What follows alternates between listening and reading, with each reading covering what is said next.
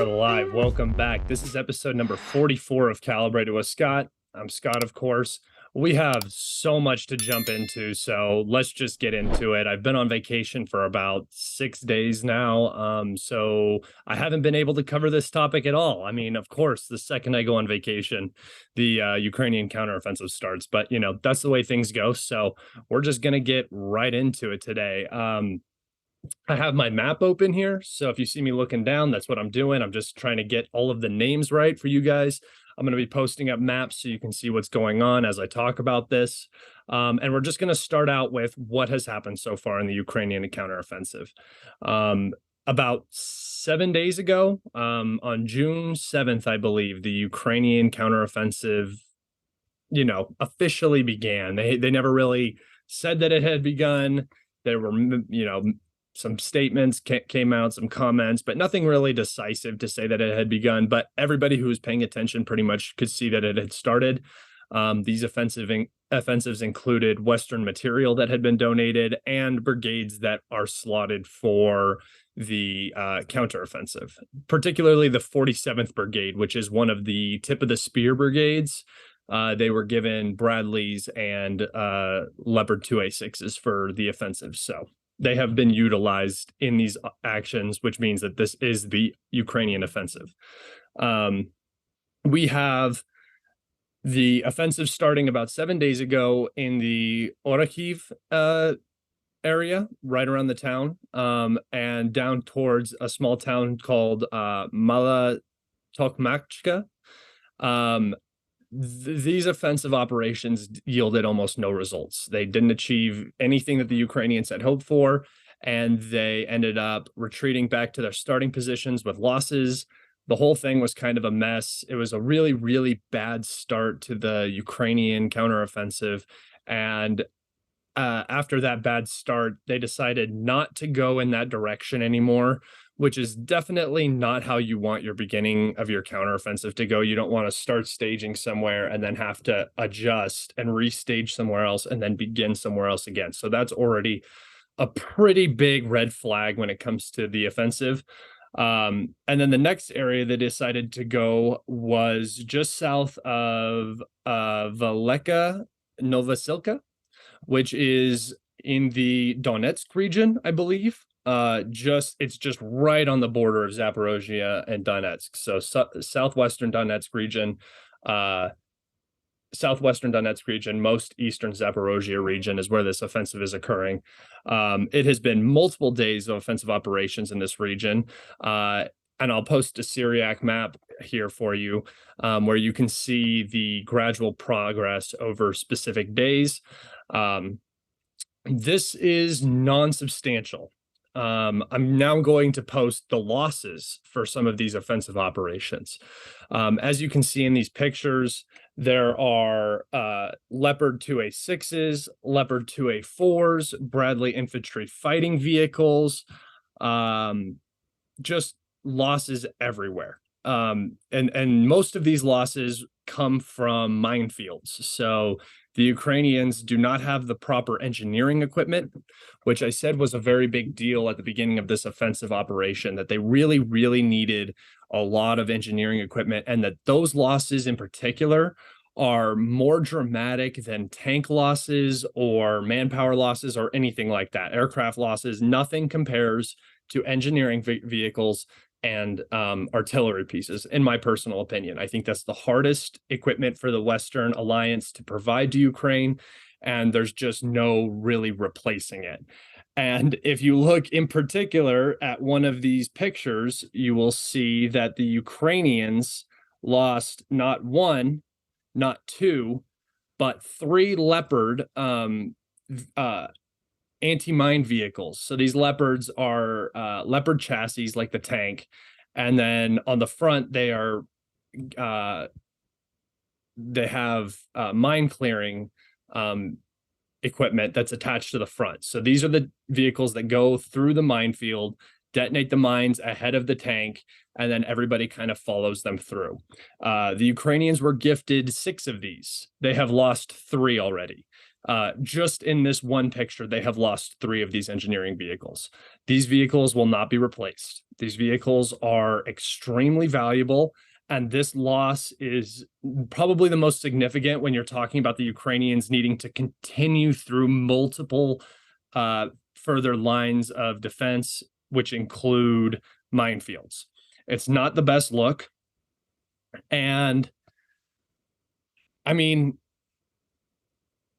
the U.S. has already announced another aid package to Ukraine. Ukraine lost 16 Bradley infantry fighting vehicles in this small little week span, and the Ukraine has just announced that they're sending 15 more. They're also sending 10 strikers and ammunition for HIMARS and stuff like that. So really, these aren't really aid packages anymore. It's kind of disingenuous to call them aid packages. This is just logistics supply now. This is no different than the Russians reaching into their warehouses and pulling out equipment for their war. This is the US is now doing this on behalf of Ukraine. NATO is now doing this on the behalf of Ukraine. So these logistics packages that come in are barely replacing the losses that the Ukrainians have sustained, if that, because they've lost more than 10 IFVs. They've lost more than 15 Bradleys. They're going to lose more before this new equipment arrives in country. So you're starting to see the inability of the Western alliance to keep up with the attrition rate that's currently going on during this offensive action. What I'm thinking the current Ukrainian goal is right now, it's looking really bad, but the thing is they're committed, right? You've already sent in your Leos, you've already sent in your Bradleys. There's a lot going on. You are committed to this fight, and I think the best thing that the Ukrainians can hope for, and I'm gonna just put the map up real fast, is this is from Deep State, so this is a pro-Ukrainian source.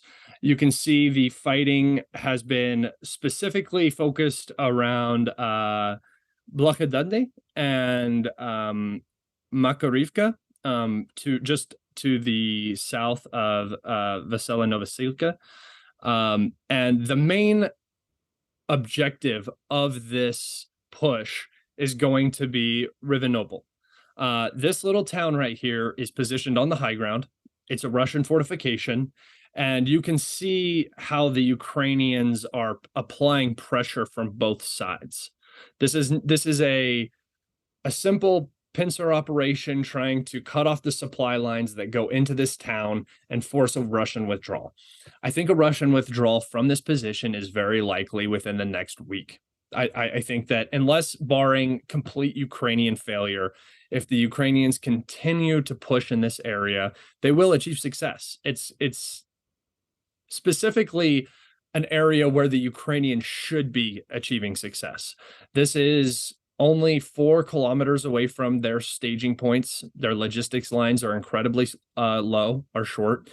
They just have basic security to their rear that should be really advancing this offensive much quicker than it is. But the Russians are sitting and fighting. The Ukrainians were not expecting the Russians to fight, I don't think. They were expecting the same thing that happened in Kherson, the same thing that happened in Kharkov, the same thing that happened around Liman. And that's just not going to happen now. The Russians don't need to give up space for time anymore. They've been given all the time. Bakhmut was a 9-month meat grinder where the Russians had all the time in the world to mobilize and bring their industry up to par. Now that that's happened, they don't need to retreat. And so now they're sitting and fighting, and the Ukrainians aren't prepared for that kind of conflict. They were hoping for fast movement in light vehicles and to be able to get around Russian lines and penetrate deep and cause a lot of chaos. It's just not happening.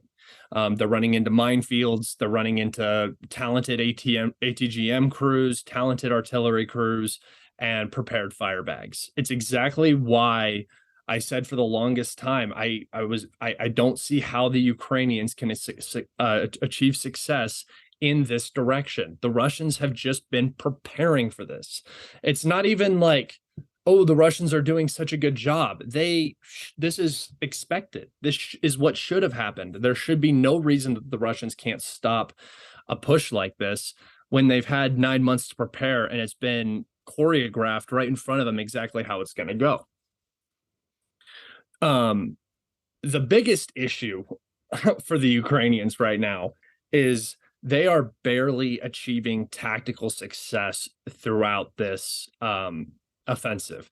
The areas that they have captured, Blahodadne, Marakivka, and they're probably going to try to push down further south, are all in an urban conglomerate, which means that they're following a specific road, which is dangerous. Being on one road is extremely dangerous, but it's difficult because the weather has been bad, rainy, and it has made the conditions on the ground much more difficult for transport of heavy vehicles across fields, which is primarily what is down in the Zaporozhye region is farmland. It's almost all farmland. The settlements that they're fighting over right now, I say that they captured Makarivka today, but that settlement is nothing more than a small farming settlement. It's literally probably 50 houses all on farm property together on 3 streets. So it's this very, very small non-strategic location. It's not Tokmak, it's not Melitopol, it's not any of these big cities that can act as logistics hubs or are large garrisons for Russian troops or something like this. It's none of that. These are frontline cities or frontline towns that have probably already been completely destroyed by artillery dueling. These cities or these towns probably don't exist. All the houses are gone, and it's just an area on the map that we can identify where the Ukrainians are going. They're just basically going along this road south. And the reason why I say that they haven't really achieved any success is because not only are these villages inconsequential, they're on the low ground, they're following a valley. So the Russians control the high ground to and they have positions to the south. But the biggest issue is even if they come over and they capture Rivnopol, they still have only made it about 4 kilometers into this 10-kilometer security zone that the Russians have set up before the Ukrainians reach the first actual line of defense. This first actual line of defense is going to be incredibly difficult to penetrate. It is multiple layered of fortifications, fire bags, anti-trench or anti-tank trenches, anti-tank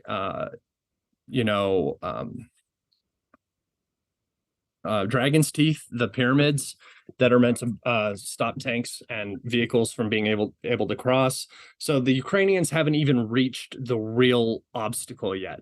They're still trying to get through this 10-kilometer buffer zone that the Russians are holding with great ease. They should not be holding this area. This area is supposed to be, we're going to slow down a Ukrainian offensive as much as possible as we slowly take steps back, step back, step back, step back, step back.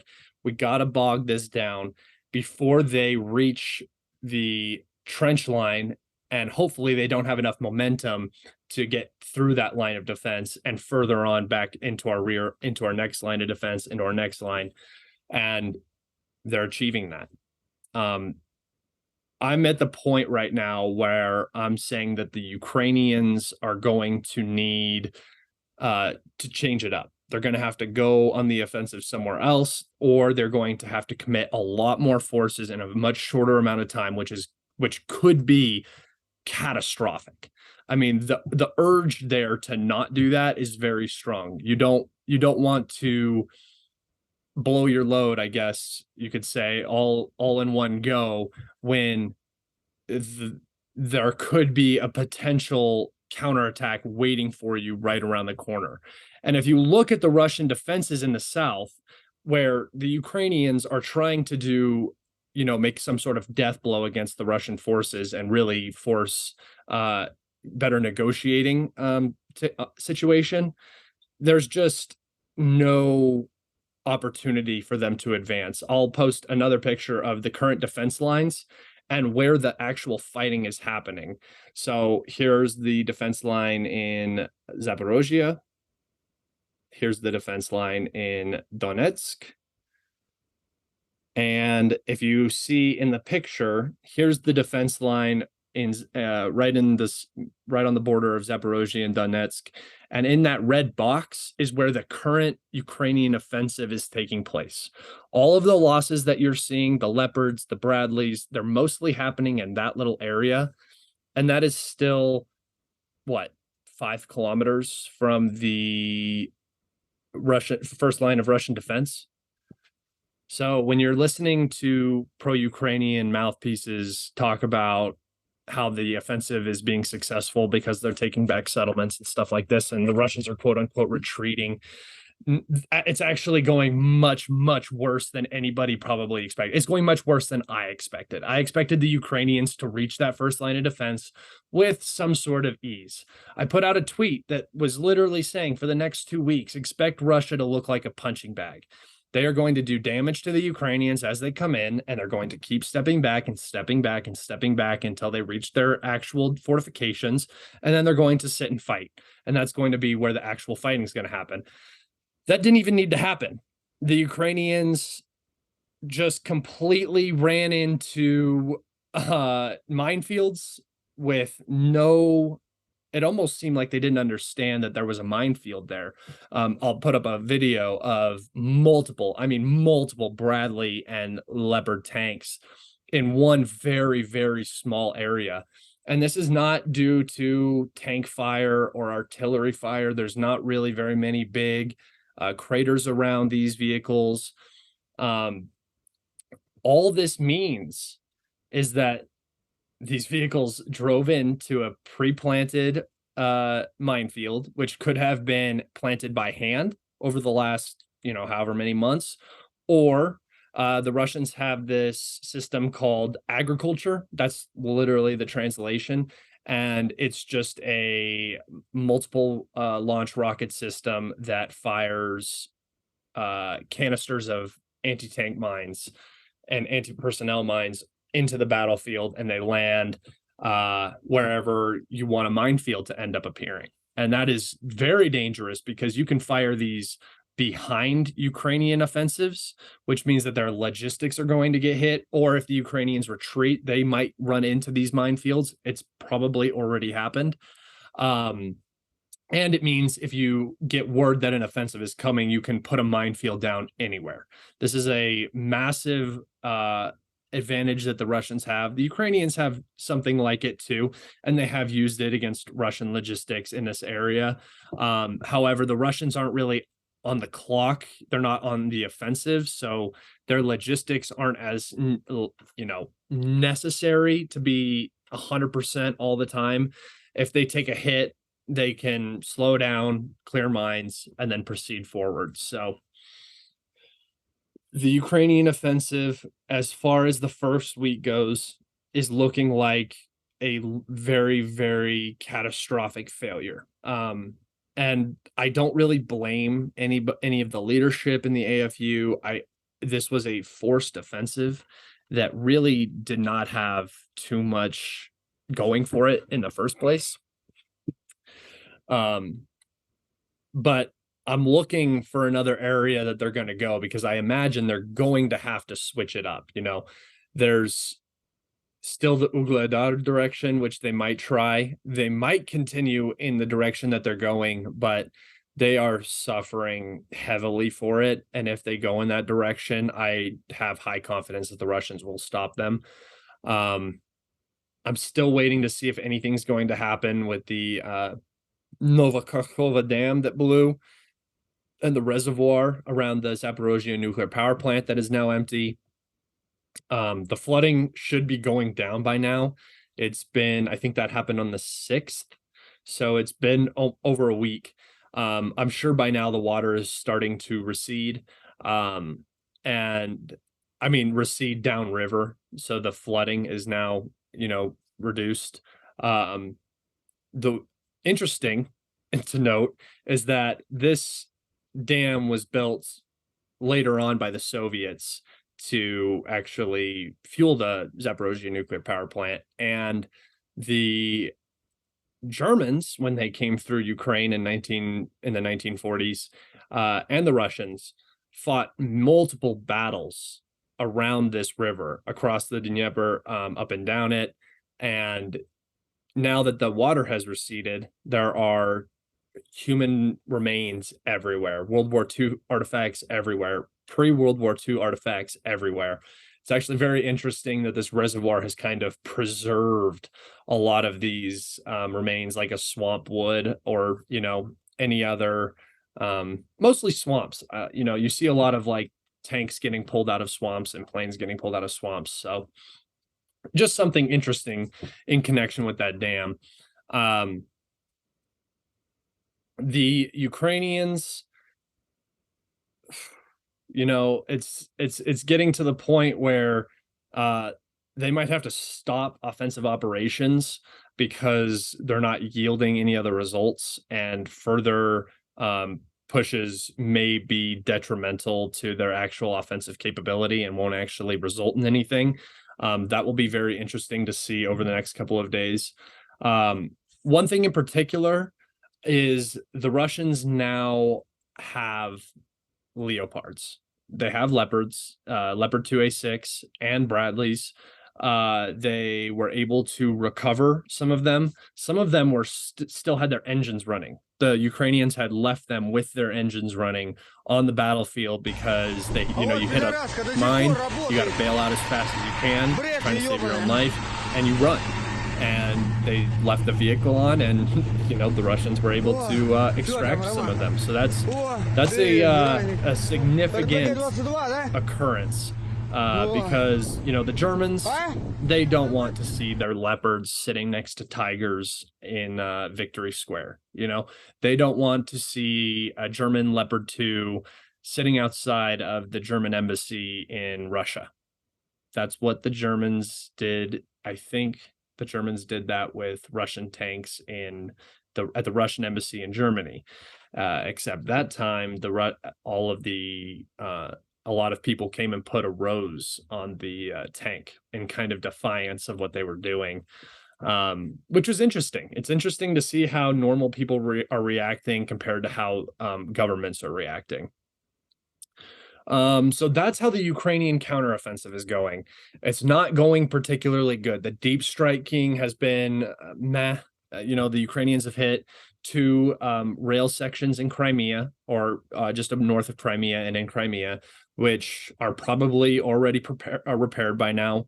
The damage, to rail lines is usually very easy to fix, especially when your whole logistics runs on rail like the Russians do. They know how to fix a rail line very quickly. They've done it before, and I'm sure they've already done it, and those rail lines are back up. Other deep strikes, we've seen a couple of strikes in the LPR continue with Shadow Storm missiles, some in Melitopol and stuff like that, but nothing significant, and nothing compared to what HIMARS was doing back in June of last year. I think when they arrived on the battlefield, they were actually doing some significant damage to Russian rear line positions. The Russians coped through it, but the Storm Shadow is just not significant enough in number, and can't beat Russian AD the way HIMARS used to be able to. So they're definitely struggling with their ISR in the rear. They are not achieving what they are hoping to achieve with that. I don't personally believe. It was reported that a general was lost. His command post was hit, so that is a big deal. The Ukrainians did kill a Russian general this over the last couple of days, and that happens in war. Ukrainian generals get killed, Russian generals get killed, and I don't think it's going to change anything, but it is significant that the Ukrainians do have that intel, and they were able to conduct a strike that took out Russian leadership. It's impressive. I wanted to move on to another topic quickly, and that would be Nord Stream. We had a couple articles, one in the New York Times. I'm just going to read this one here. It says, let's see. Actually, let me try to find it. Okay, here we go. Sorry, this is the West Side Journal. No, the Wall Street Journal. The US warned Ukraine not to attack Nord Stream. CIA pressed Kiev weeks before explosion sabotaged the natural gas pipeline bringing Russian gas to Europe. So let me get this straight. The US knew that a non-NATO member was planning a terror attack on a NATO member's critical infrastructure. They even warned the Ukrainians that this was that they shouldn't be doing this. Germany, are you listening? The United States knew that your critical infrastructure, your energy infrastructure, the infrastructure that your industry depends on, was going to get struck. They knew, and they did nothing. They knew that a nuclear superpower in Russia's critical infrastructure was going to be struck, and they did nothing. Here's the whole, this is the funny part about this whole thing. This is just a bullshit cover-up. This is not real. This is not what actually happened. The Ukrainians did not do this. They did not warn the Ukrainians about this. The United States and NATO did this. They did it in NATO territorial waters, under their own noses, and they pretended like they didn't do it. Remember what the West said? Do you remember what Biden said and what everybody was saying when this happened? There were some people in Poland who actually thanked the United States because they knew. They knew exactly what was going on. Germany, I don't think, had any idea that this was going to happen. And if they did, Olaf Scholz, you are a criminal and a traitor to your people. That is unbelievable if you knew that that was going to happen. No, the West blew it up. Then they tried to blame Russia. When nobody believed that, they tried to make some bullshit excuse that the Ukrainians went out in a dinghy and did it themselves. That's nonsense. That's nonsense. They are not, that no ship of that size is capable of doing that, and it would 100% have been noticed by everybody in the region because it was in NATO territorial waters. If it was a Russian ship, it would have been noticed in NATO territorial waters. There's no way something like this goes unnoticed this close to the shore. I'll put up a map of where it was. You can see. If you think that Ukraine did this, you are one of the most gullible human beings on the planet. Ukraine had nothing to do with this, and now they're being thrown under the bus because what are the Russians supposed to say? The Ukrainians did it. Oh, we're at war with them. Well, that makes sense. But that's not what happened. The United States did it. They're blaming the Ukrainians. The United States attacked a NATO member. The United States openly attacked a nuclear superpower who they are adversarially with or against. This is so significant, and everybody just seems to have forgotten how important this aspect is. And now they are actively trying to lie and cover it up in front of everybody's faces when everybody knows the truth. Once again, the United States is acting so inappropriately on the global stage and trying to cover their asses for the mistakes that they're making and doing it so poorly. At least take some dignity in your cover-ups and make it a good story. This is specifically the reason why I am so against US foreign policy right now. It is so dangerous. It is so dangerous to Americans. It is so dangerous to everybody who is on the receiving end of it. It does nothing for anybody except the people at the top who are making money. And if you don't see that, like I said, you're gullible.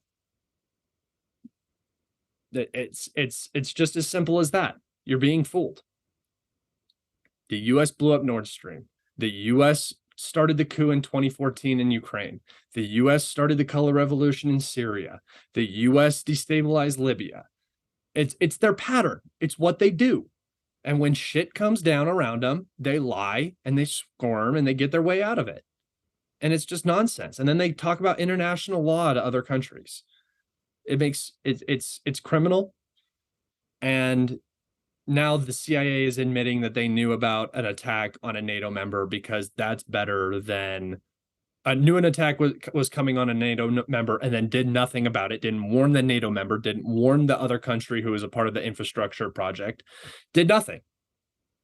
That's not better. That's criminal. That's negligent. And that's where I'm going to end it today. I have nothing more to say on that topic. If you guys wouldn't mind liking and subscribing, that helps me the most. I really appreciate you guys listening to me. I'm back now. I should be doing these much more regularly. I know I say that regularly, but I just got back from vacation. So I was very excited to get on here and do this one today. I will be doing more regular situation reports on the offensive as it occurs. I'm not going to let it go 6 days again.